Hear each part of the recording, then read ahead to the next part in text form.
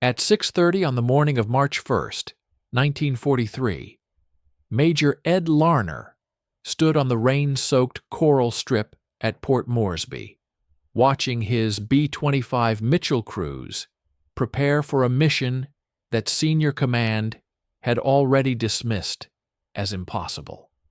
He was 31 years old, 72 combat sorties behind him. Not a single confirmed ship sunk.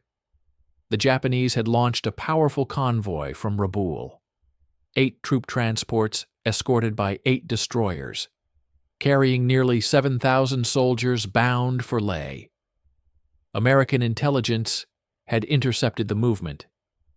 If those transports reached New Guinea, Allied forces would be forced to bleed through jungle fighting for months, maybe another year. The tactical problem was painfully simple.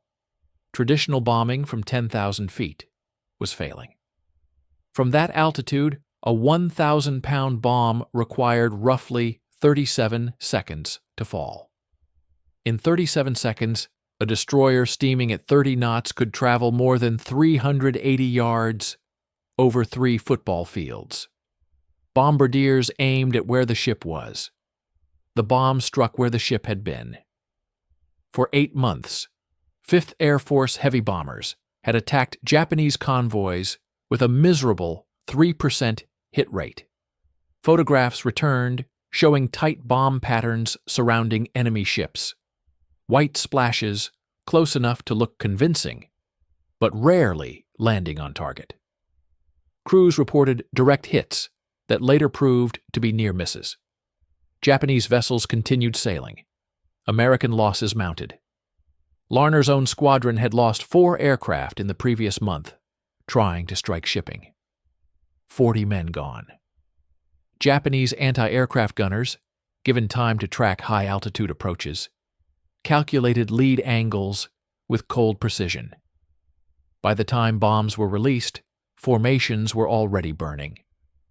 General George Kenney, commander of the 5th Air Force, had proposed an idea many pilots privately considered madness. Instead of dropping from altitude, why not fly in at 50 feet? Release the bomb roughly 300 yards from the target, with a 5-second delay fuse. Let it skip across the surface like a flat stone and smash into the hull at or just below the waterline. The theory sounded elegant on paper. In practice, it meant steering a twin-engine bomber directly at a warship, bristling with guns while flying barely above the wave-tops. Japanese destroyers carried 127mm main guns, multiple 25mm cannons, and countless lighter weapons. At 50 feet, every gun on deck could track the incoming aircraft. One solid engine hit would send a B-25 cartwheeling into the sea before the crew could even react. Higher command had rejected the tactic twice. Too experimental, too risky, too costly if it failed. Larner's requests to train in skip bombing had been denied in December, and again in January. Official responses described the concept as reckless misuse of equipment and personnel. Crews were instructed to focus on proven high-altitude methods, but the proven methods weren't sinking ships. Now the convoy was within range. Larner stepped into the operations tent and spread reconnaissance photographs across the planning table. The Japanese formation had been sighted at dawn in the Bismarck Sea. 8 transports steaming in 2 columns, destroyers screening ahead and along both flanks. Each transport was loaded with men, artillery, ammunition. If even half reached Leh intact, the campaign in New Guinea would grind on. The convoy would pass into striking distance around 900 hours. 3 hours to prepare. 3 hours to teach his pilots to fly in a way they had never flown before. He called his squadron leaders inside. The B-25. Mitchell had not been designed for what he was about to demand. Originally built for medium-altitude level bombing, it relied on steady approaches and calculated releases. Its twin Wright Cyclone engines could push it to nearly 300 miles per hour, but speed meant nothing if enemy gunners had time to aim. Kenny's field modifications had transformed the aircraft. Mechanics had removed the Bombardier's glass nose and installed forward-firing .50 caliber machine guns, 4 in the nose, 4 mounted in side blisters. The bomber had become something new, a low-level attack platform capable of delivering devastating suppressive fire during the final approach. The logic was simple. Drench the ship's gun crews in machine gun fire.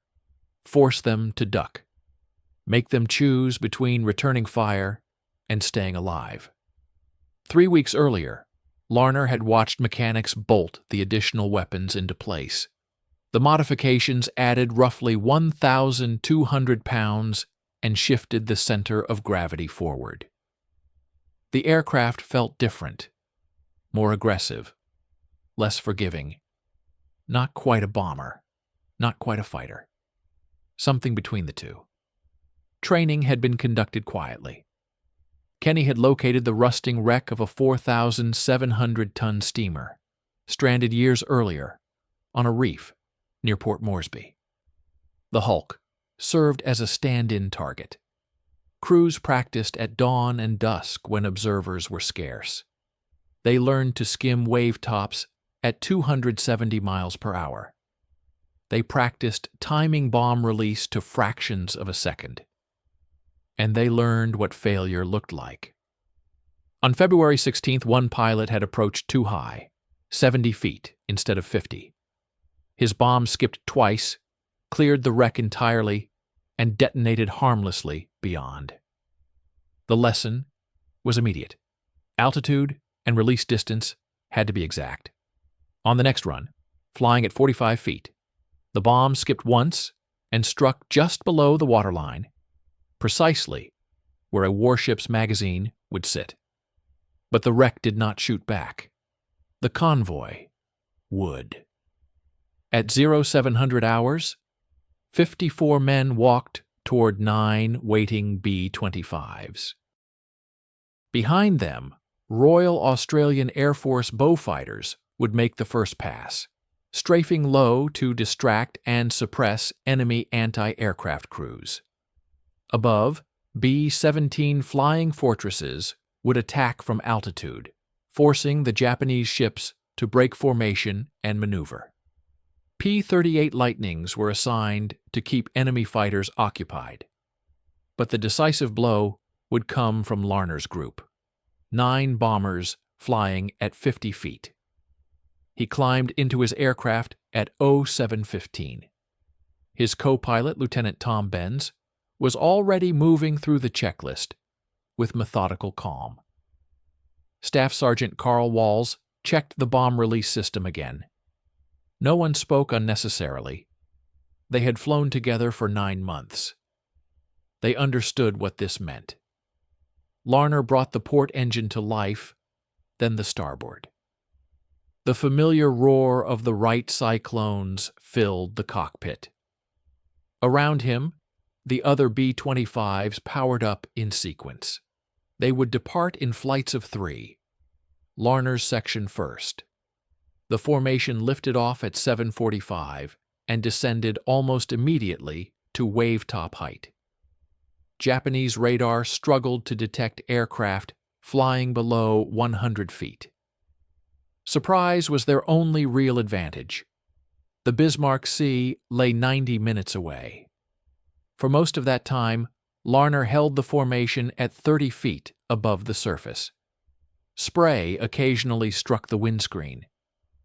The aircraft flew in a loose V, each separated by roughly 200 yards, close enough to maintain visual contact, far enough that one burst of flak would not destroy multiple bombers. Radio silence was absolute. The Japanese monitored every frequency. At 8:30, according to navigation estimates, the convoy should be 60 miles northeast, moving steadily at 12 knots, but flying this low, limited visibility. The ocean stretched empty to the horizon. A 5-degree navigational error would mean missing the convoy entirely. At 8:52, Larner spotted smoke.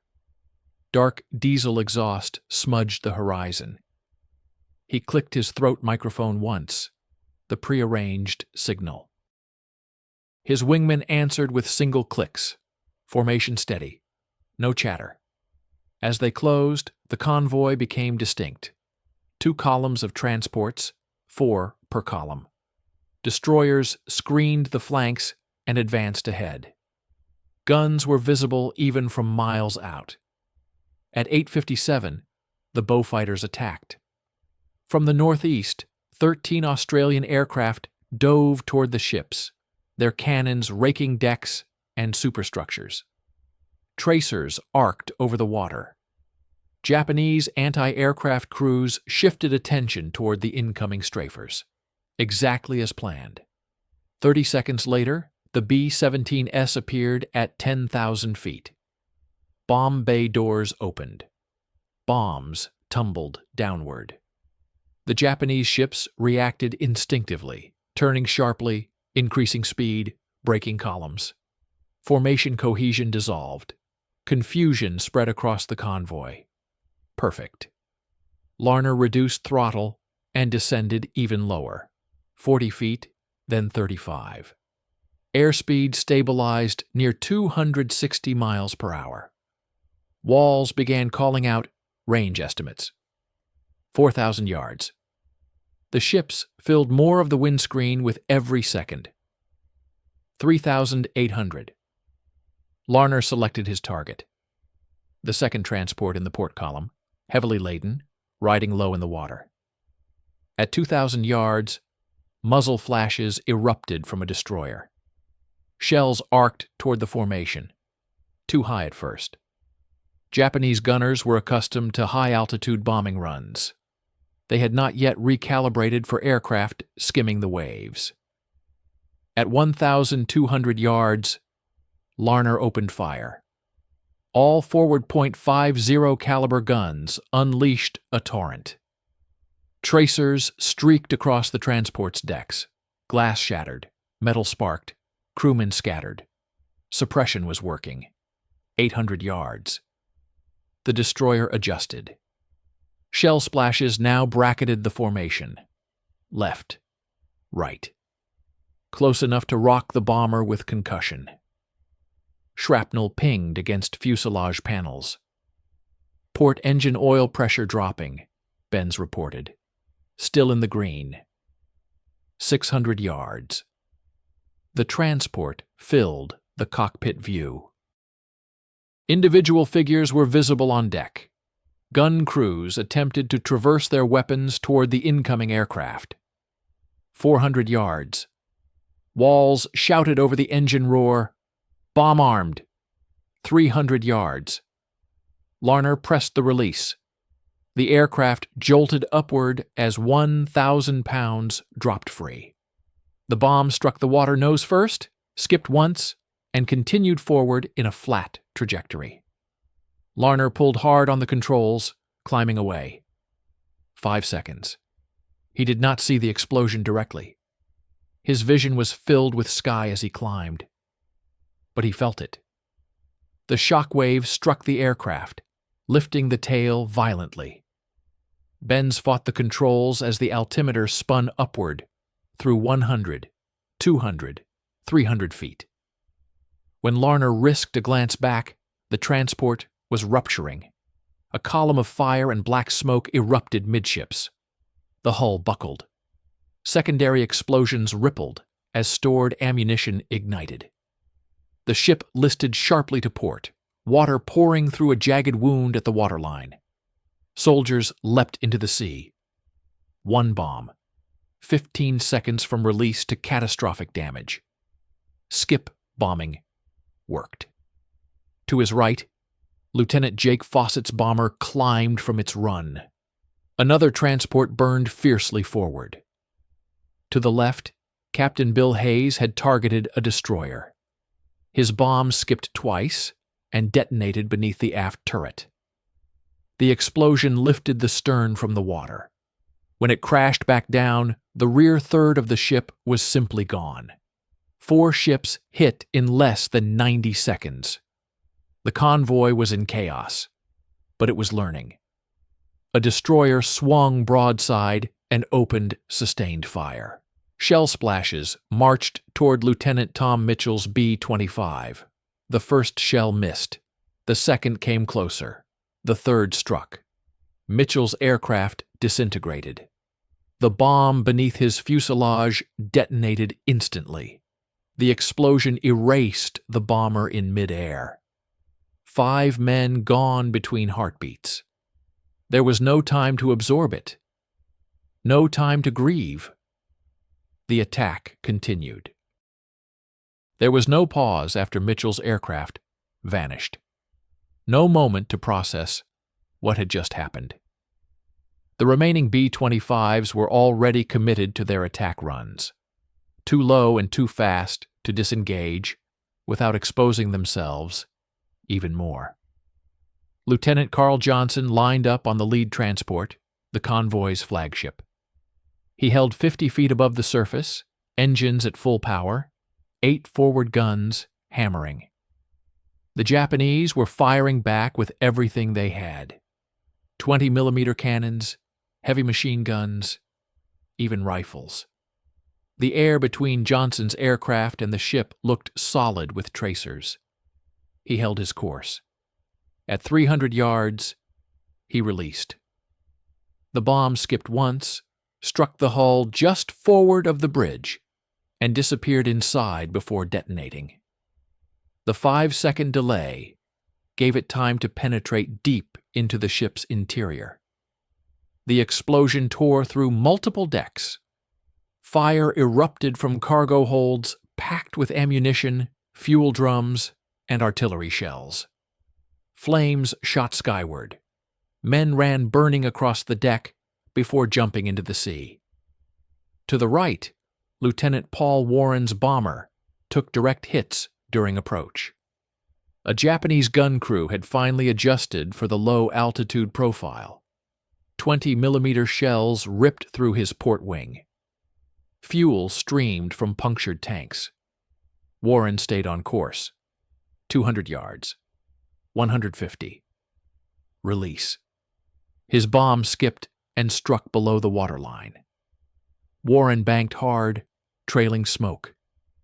Inside the cockpit, his co-pilot was already activating fire suppression systems.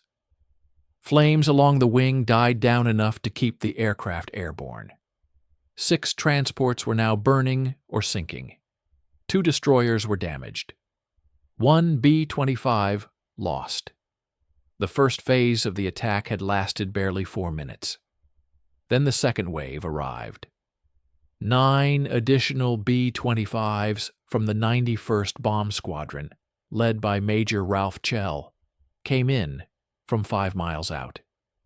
They had watched the first wave tear through the convoy. They knew the tactic worked. They also knew the cost.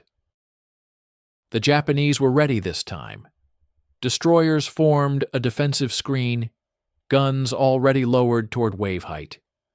Coordinated volleys of main batteries churned the ocean into towering splashes. The barrage was deliberate, disciplined. Chell approached from the east, directly out of the sun. The glare partially blinded gunners.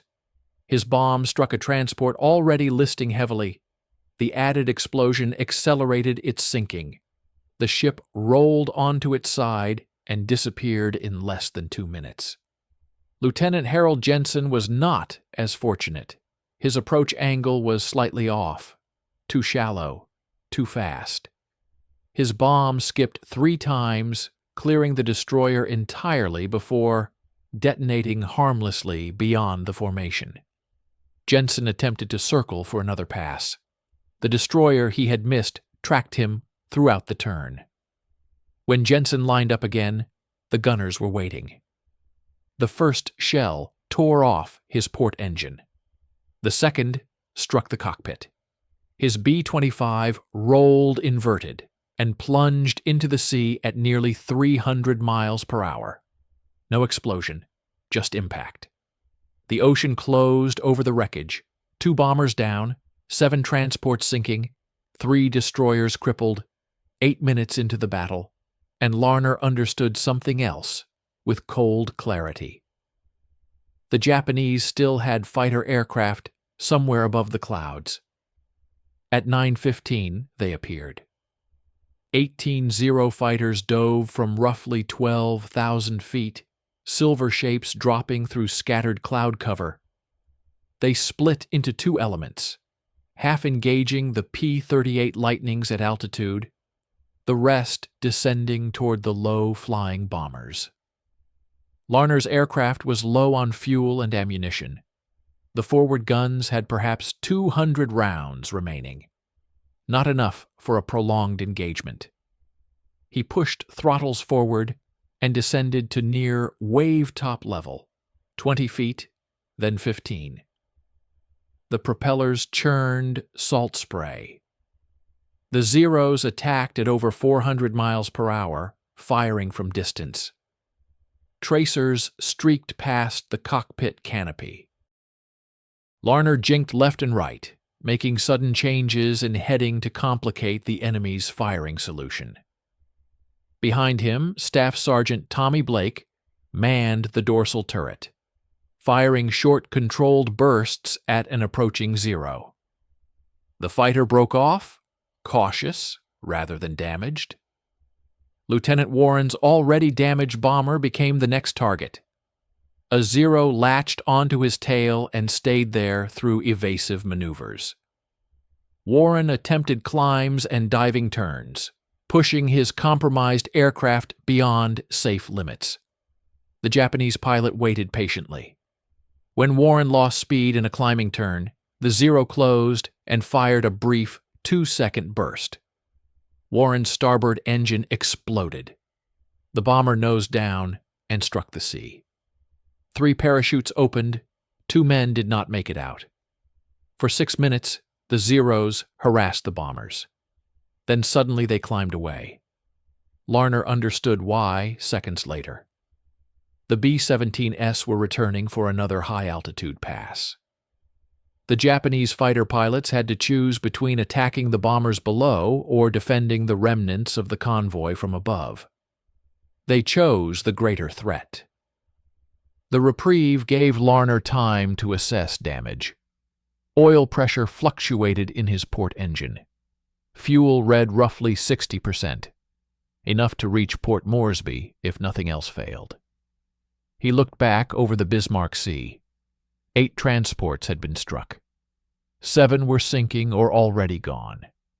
The 8th burned fiercely while attempting to limp toward the New Britain coastline. All 4 screening destroyers were damaged. 2 were dead in the water. The others circled the wreckage, attempting rescue operations.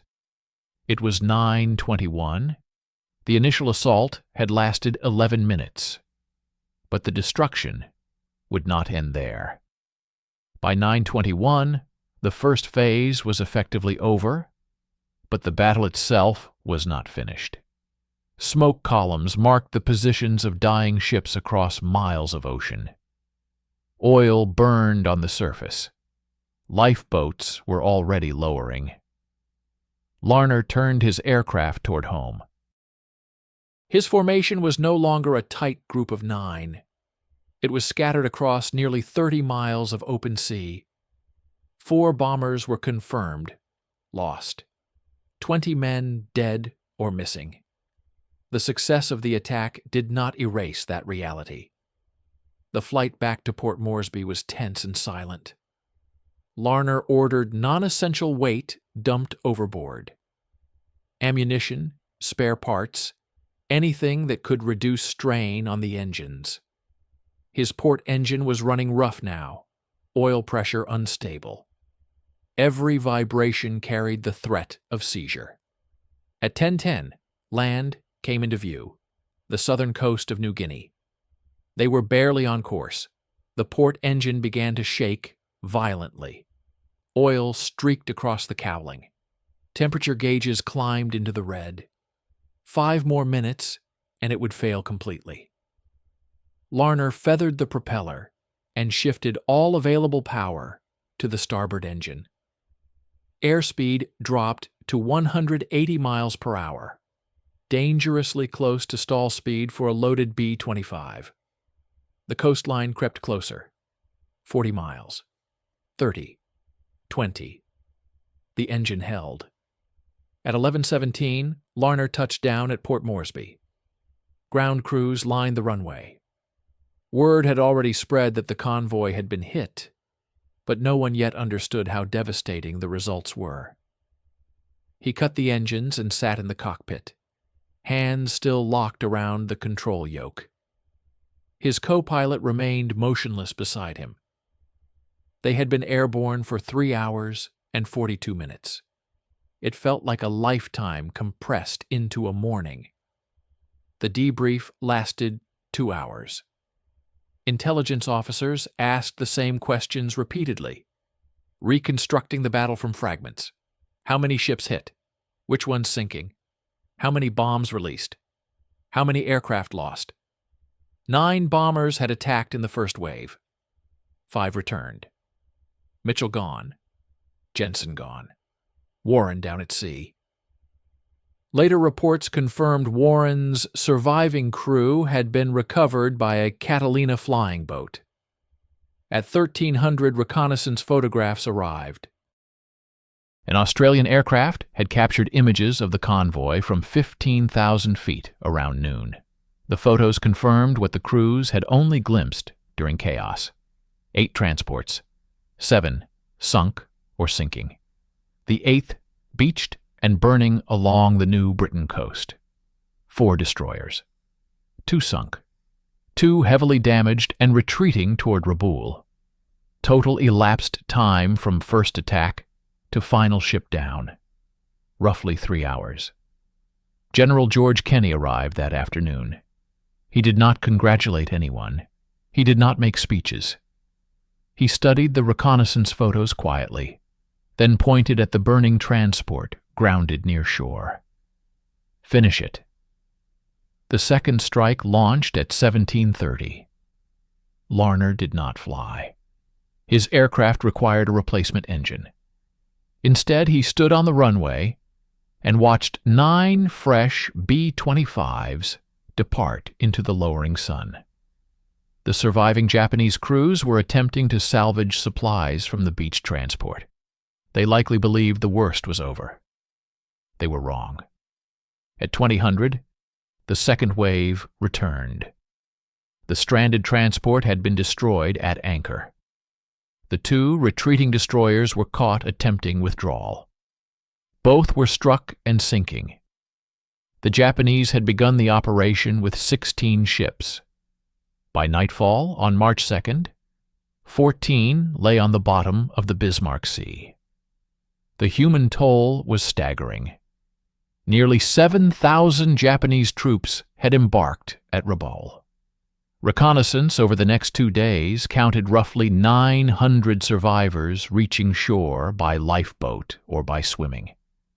American PT boats intercepted many of the lifeboats. Some survivors were rescued, others were fired upon. In those days, the line between battle and something darker blurred. Japanese forces had machine-gunned American airmen descending by parachute earlier in the war. Retaliation was brutal and often indiscriminate. Larner learned of these actions later. He did not ask for details. War had rules until it did not. Somewhere between Mitchell's aircraft disintegrating and the final transport sinking, restraint had eroded. Official reports would not dwell on those moments. They were absent from formal summaries.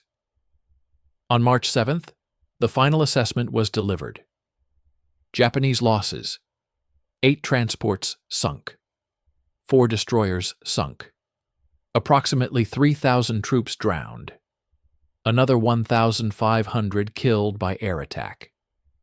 Around 1,200 eventually reached Leh Overland through jungle routes. Disorganized, undersupplied, combat ineffective. The reinforcement effort had failed entirely. American losses: 4 B-25s, 1 B-17, 2 P-38s. 13 aircrew killed, 6 wounded. Against an entire convoy, the exchange was decisively one-sided. Skip bombing had proven itself. Not in theory, not in training, in combat. General Kenny called it the most decisive air-sea battle in the Pacific to that date. Admiral Yamamoto called it a disaster. The Japanese Navy immediately canceled large-scale convoy operations within range of Allied land-based aircraft. Supply lines to forward bases in New Guinea were effectively strangled. The strategic implications were enormous. But at that moment, Larner was not thinking about doctrine or history. He was thinking about the empty chairs at debrief. The Battle of the Bismarck Sea altered more than a single campaign. It changed the way air forces around the world thought about attacking ships. In the months that followed, skip bombing was no longer an experimental tactic whispered about in planning tents. It became doctrine. Within 6 months, Japanese commanders avoided sending large convoys through waters covered by Allied land-based aircraft. The risk was too great. Supply operations shifted to smaller groups, nighttime movements, and heavily escorted routes. Even then, the cost rose dramatically.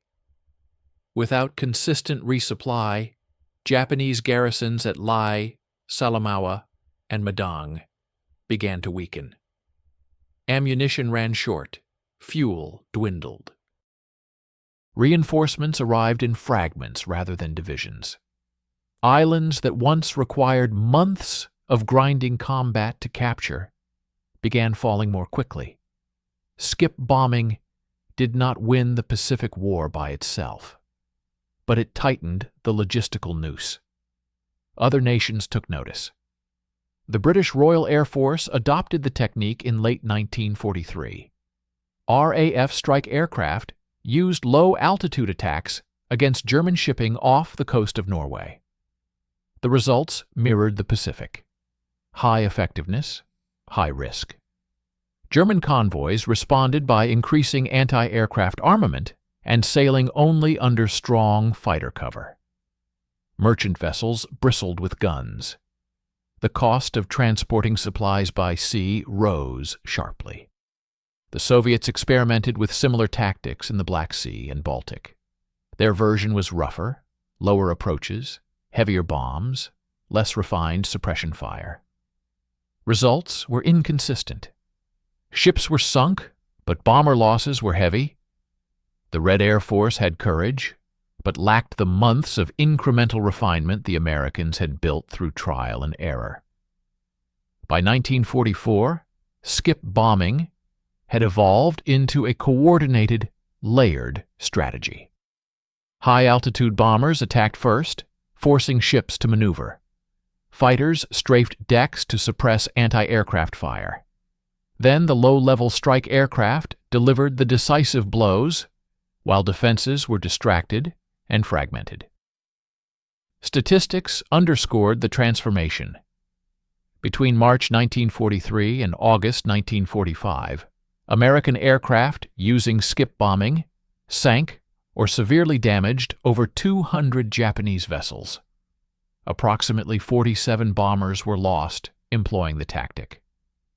Compared to traditional high-altitude bombing, which averaged less than 1/3 of a ship destroyed per bomber lost, skip bombing achieved dramatically higher effectiveness. Yet the numbers concealed something harder to measure: the psychological toll. Flying at 50 feet toward a destroyer firing full broadsides, demanded a particular kind of composure. Pilots had to maintain a steady heading while the air around them filled with tracers and exploding shells. Any last-second evasive maneuver would ruin the release geometry. The method required men to suppress instinct. Combat fatigue rates among skip bombing crews were noticeably higher than among many other bomber units. Tours were often shortened. Medical groundings for stress-related symptoms increased. The tactic worked. It also broke men. Larner never flew another skip bombing combat mission after May 1943. Instead, he trained incoming crews. He watched them taxi out at dawn. He watched some fail to return. By war's end, he had instructed 62 pilots in low-level attack procedures. 18 were killed in action. 23 wounded. Nearly 1 in 3 died. 2/3 were casualties. The mathematics were brutal. Historians later debated whether skip bombing shortened the war. The answer remained complex. The technique did not deliver a single decisive victory that ended the conflict. What it did was reshape operational possibilities. It made reinforcement expensive. It forced the Japanese Navy to disperse resources. It accelerated attrition.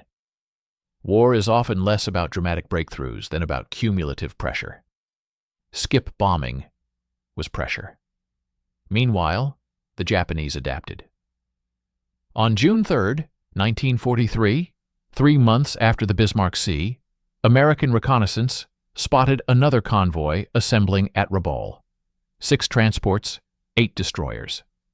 This time, the Japanese moved at night. This time, they maintained continuous fighter cover. 60 Zeros rotating overhead. Every destroyer had added extra 20mm guns specifically positioned to defend against low-level attacks. They had learned.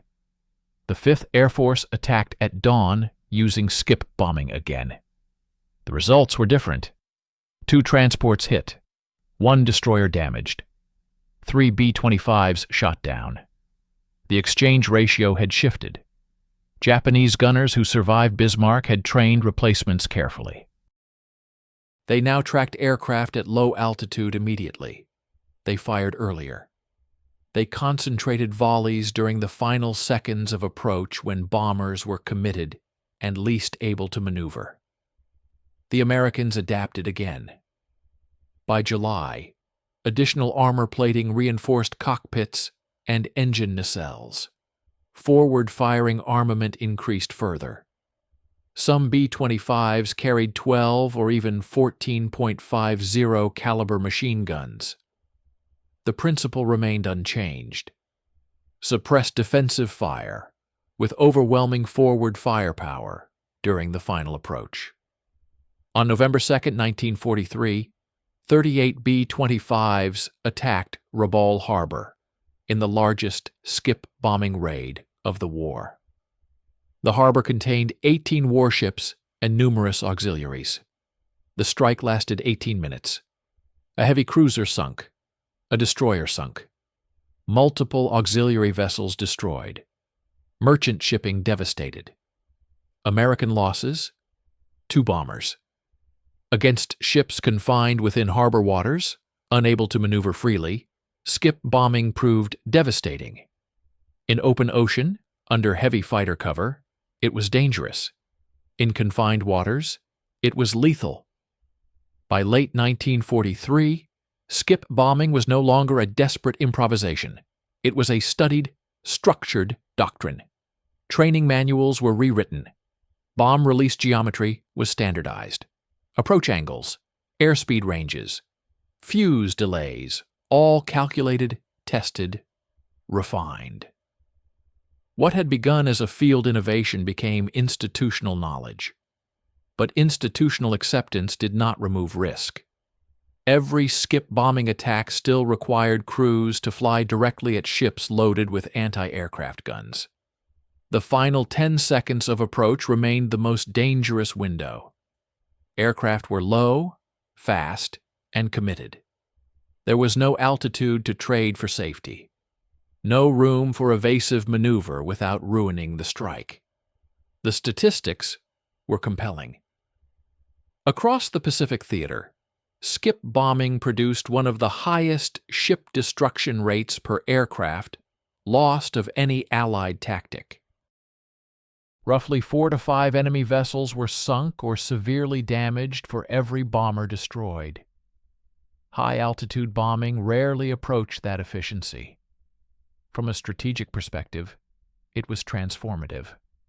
From a human perspective, it was exhausting.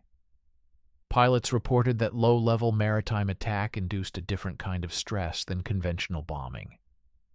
High-altitude missions were long and tense, but distant. At 50 feet, the enemy was close enough to see individual faces on deck. Gunners could be watched as they traversed weapons toward the cockpit. Explosions were felt physically. The sensory overload was immediate. Commanders quietly observed a pattern. Skip bombing crews required shorter rotations. Incidents of combat fatigue increased. Some men could continue flying. Others could not.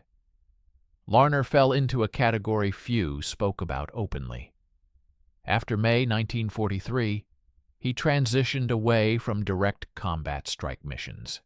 Officially, he moved into training and operational support roles.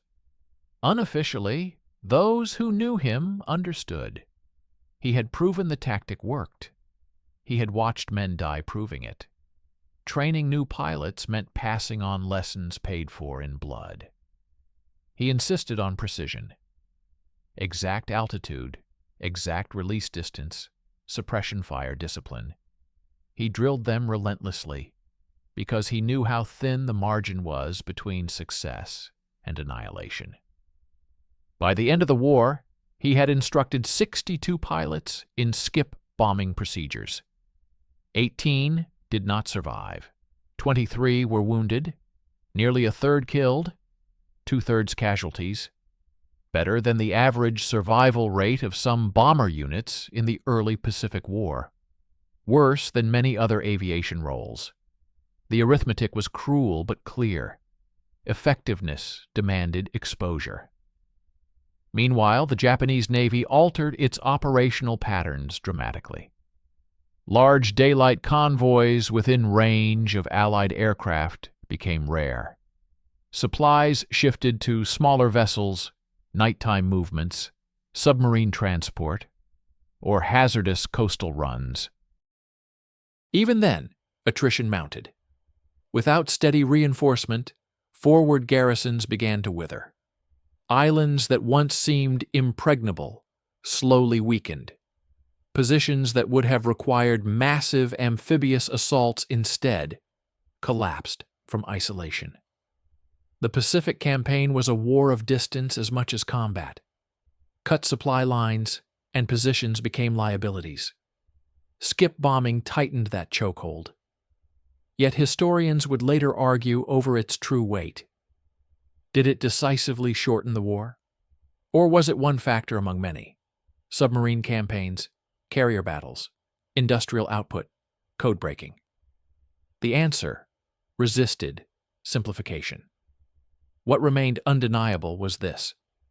After March 1943, Japanese planners could no longer assume that shipping within reach of Allied airfields would survive intact. And that shift mattered. The tactical innovation also influenced aircraft development.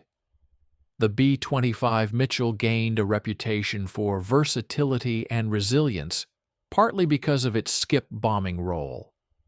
Originally conceived as a medium bomber, it evolved into an aggressive low-level strike aircraft. In the Pacific, it sank more enemy shipping than any other American bomber type. By war's end, B-25s had served in every theater, North Africa, Europe, China, Burma, India, but their legend was cemented over the Bismarck Sea.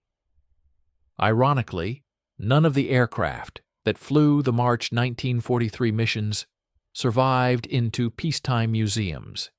They were worn out by combat stress and scrapped for aluminum.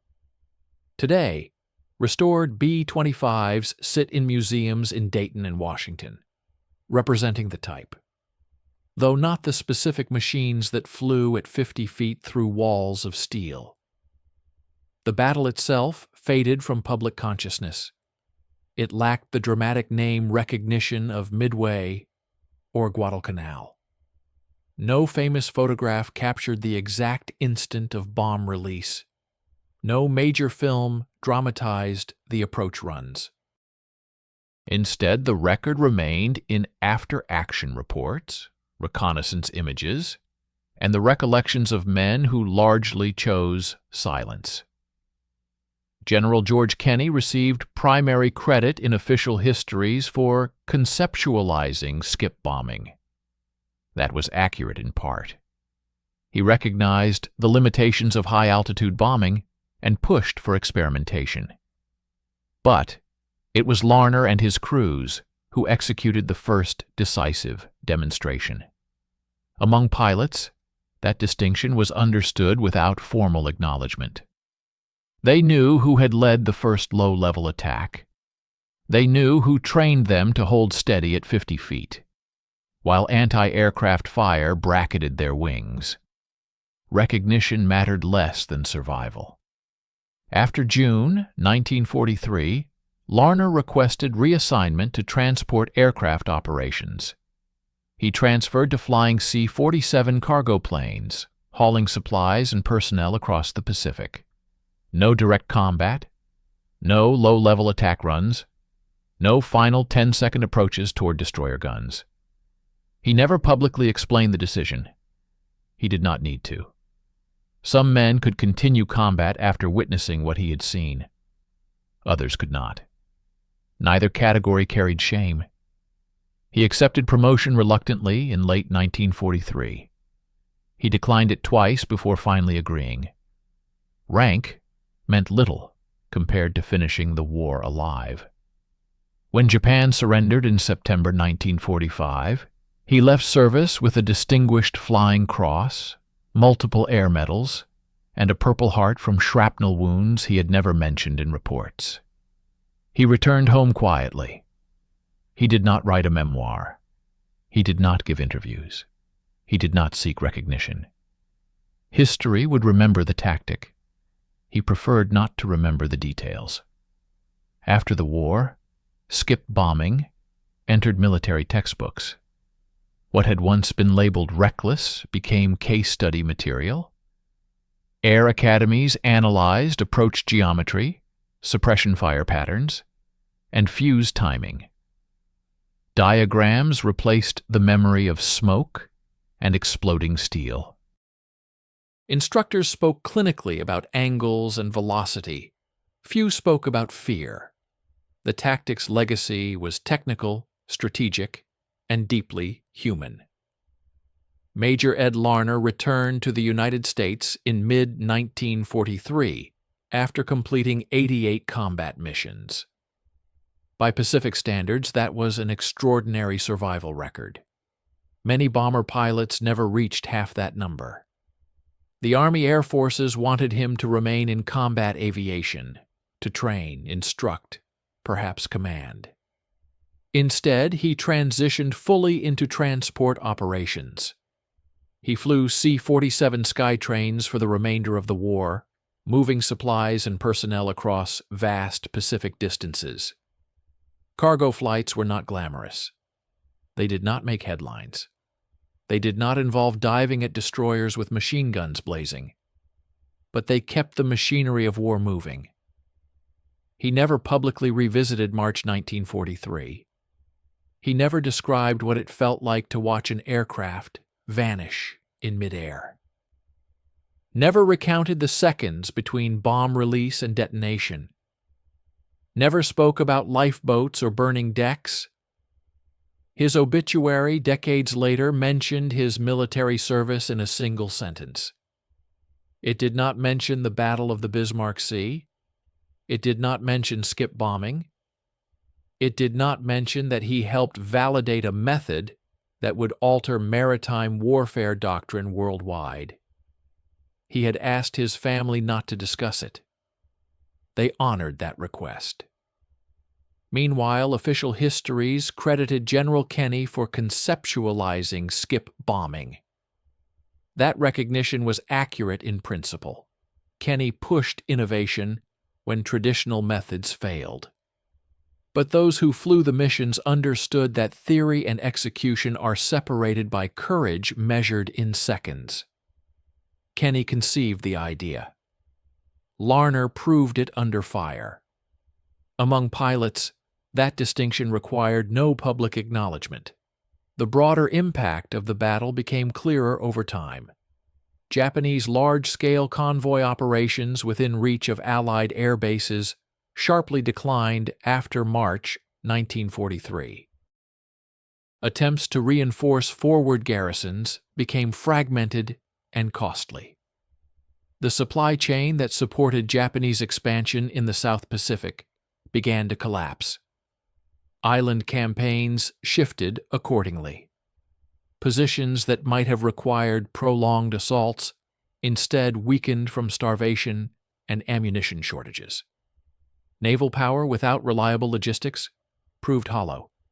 Skip bombing did not sink every ship, but it changed calculations.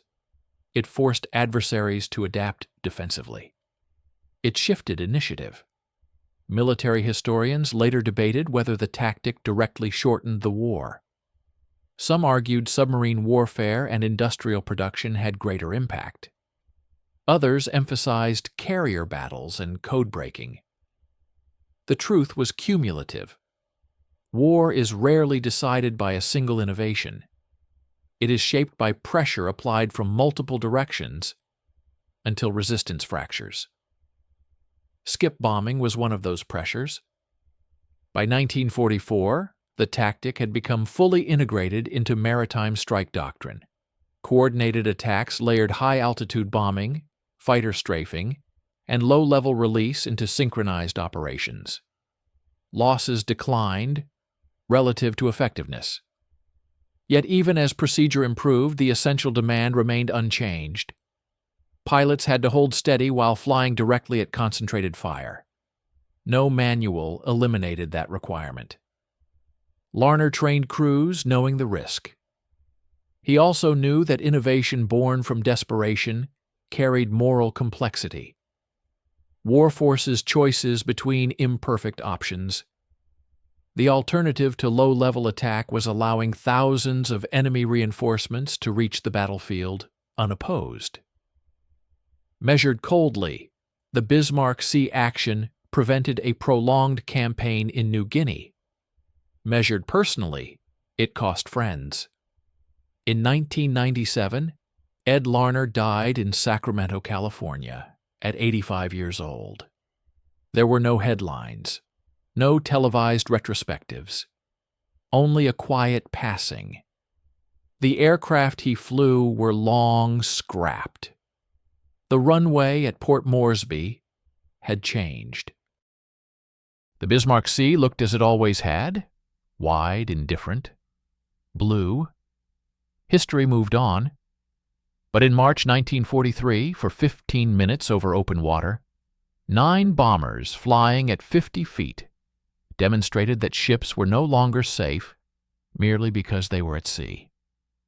That moment reshaped naval logistics in the Pacific. It also revealed something else. Innovation in war rarely emerges from comfort. It is born when established methods fail, and someone is willing to risk trying what others call impossible. Skip bombing was once banned. It was called suicide. After it succeeded, it was called genius. The truth lay somewhere between those extremes. It was desperation fused with calculation. It was mathematics applied under fire. It was men holding course when instinct demanded escape. And it was proof that the balance between vulnerability and advantage can shift in seconds. The Pacific War did not end because of one tactic. But after the Bismarck Sea, Japanese convoys could no longer sail with confidence within reach of Allied airfields. Supply lines constricted, islands fell, momentum shifted. And in that shift was the quiet legacy of crews who flew too low for comfort and survived just long enough to change the equation. What ultimately remains from the Battle of the Bismarck Sea is not just a tactical innovation, but a demonstration of how warfare evolves under pressure. Before March 1943, ships at sea assumed altitude was safety. Aircraft dropped bombs from thousands of feet, and maneuverable destroyers could often evade them. The ocean provided space. Space provided survival. After March 1943, that assumption fractured. A bomber flying at 50 feet removed maneuver time. It removed reaction windows. It compressed engagement into seconds. The tactic worked not because it was reckless, but because it understood physics. A 1,000-pound bomb, released at the correct speed and angle, would skip across water like a flat stone. A 5-second delay fuse would allow it to penetrate before detonation. A forward wall of machine gun fire would suppress defensive crews long enough to prevent accurate return fire. It was engineering under stress. It was mathematics at sea level. But numbers never tell the whole story. Behind every statistic were faces: air crews holding altitude while flak burst around them, sailors scrambling on decks as incoming aircraft refused to climb away. In official summaries, the results were clean. Ships sunk, ships damaged, aircraft lost, casualty ratios calculated. In reality, the air had been thick with metal fragments and burning fuel. The sea had carried debris and men alike. Smoke had blurred horizons that only minutes earlier were calm. Innovation in war carries weight. It solves one problem and creates others. It forces the enemy to adapt. It forces your own forces to accept new risks. The Japanese responded by increasing anti-aircraft density, reinforcing fighter patrols, sailing at night, dispersing formations. They did not ignore what happened at the Bismarck Sea. They studied it carefully. The Americans responded by refining armor, increasing forward firepower, standardizing approach procedures. They institutionalized what had been improvised. Every adaptation triggered another. This cycle, innovation, countermeasure, refinement, is the engine of military evolution. Yet the origins are often personal. Someone stands on a rain-soaked runway and decides that what has been tried is no longer sufficient. Someone risks reputation and careers by approving an experiment. Someone flies the first mission, knowing that the math works in theory, but not yet in blood. The Battle of the Bismarck Sea was one of those moments. It demonstrated that air power could decisively shape maritime operations without relying solely on carrier fleets. It reinforced the growing reality that ships operating within range of land-based aircraft faced existential risk. From that point forward, logistics, not just firepower, became the dominant vulnerability. Without resupply, even the strongest garrison weakens. Without transport capacity, reinforcements remain theory. Skip bombing did not win the Pacific War alone. But it accelerated a trend already underway: the erosion of Japanese ability to project and sustain force across vast ocean distances. And so the broader significance lies not in spectacle, but in consequence. After March 1943, the Japanese Navy avoided large daylight convoys within Allied air range. That decision, repeated over months, compounded into strategic isolation for forward bases. The war moved closer to Japan, island by island. Meanwhile, the men who proved the tactic often returned to quiet lives. No monuments specifically commemorate the first low-level strike. No preserved B-25 bears a plaque marking, "This aircraft flew at 50 feet over the Bismarck Sea." Most of those bombers were dismantled, melted down, reused. The memory survives in archives, in faded reconnaissance photographs, in combat reports written with controlled language that conceals as much as it reveals. It survives in the fact that later maritime strike doctrine worldwide incorporated lessons learned that morning. And it survives in a simple sequence of events. At 6:30, crews prepared for what command had labeled impossible. At 8:57, the first strafers dove. At 9 o'clock, bombers crossed the horizon at wave height. 15 minutes later, an entire convoy was in flames. The tactic had been banned. It was called suicidal. It succeeded because crews were willing to hold steady long enough for physics to finish the equation. History tends to remember victories in broad strokes, names of battles, numbers of ships, dates on timelines. What it rarely preserves are the seconds between decision and detonation. In those seconds, at 50 feet above open water, the outcome of a convoy and a campaign changed. And that is where this story truly resides.